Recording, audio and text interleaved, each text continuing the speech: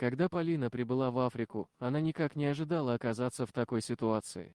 Девушку встретил гид в аэропорту, который с друзьями отвез их до гостиницы. Путь занял несколько часов, во время которого джип тряс и качался на каждом ухабе. Гид рассказал о местности и неоднократно предупредил, что лучше не ходить по джунглям в одиночку. Во время поездки Полина заметила большое темное пятно среди деревьев. Тень начала приближаться к девушке. Скоро стало понятно, что это огромная горилла, которая явно была недовольна нарушением своей территории.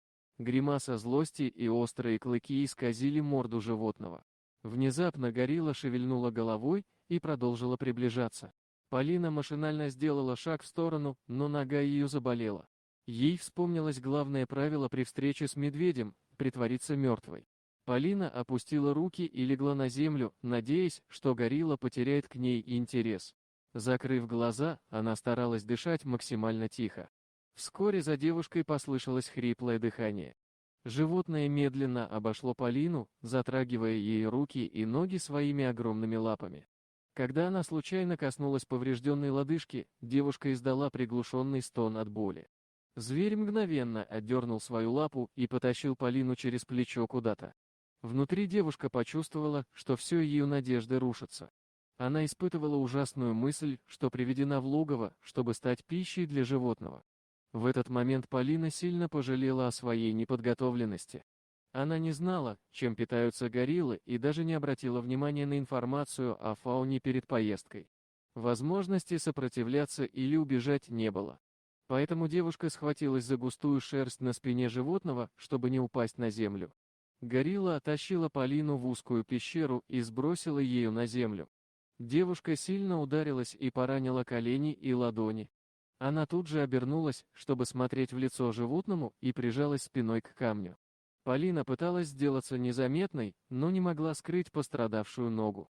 Однако горилла не обращала на это внимания. Зверь устроился возле входа в пещеру и наблюдал за дождем.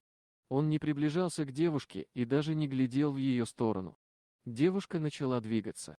Не получив реакции со стороны гориллы, она решила рискнуть и попробовать убежать. Полина поднялась на колени и пошла в направлении выхода. Было больно и неудобно. Она сосредоточилась на неприятных ощущениях и не заметила, как горилла резко приблизилась.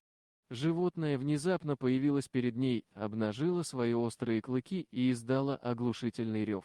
Девушка оцепенела от ужаса, когда увидела перед собой мощные мышцы животного.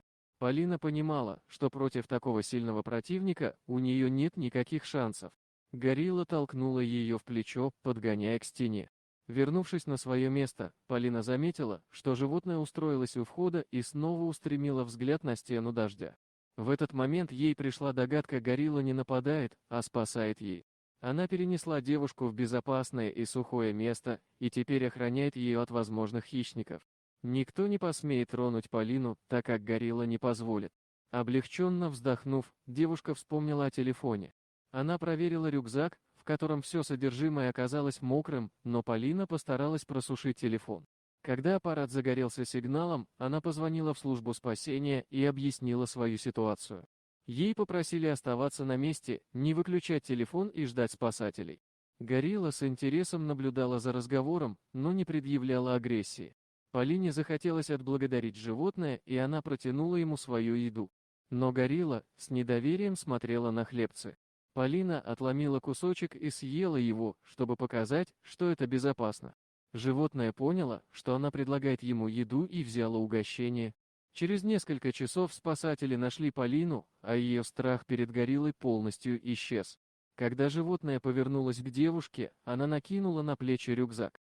Горилла подняла Полину на плечо и вынесла ее из пещеры на поляну. Затем животное удалось от людей, растворившись между деревьев. Вот такое удивительное видео. А что вы думаете по поводу данной истории? Делитесь своим мнением в комментариях. До новых встреч!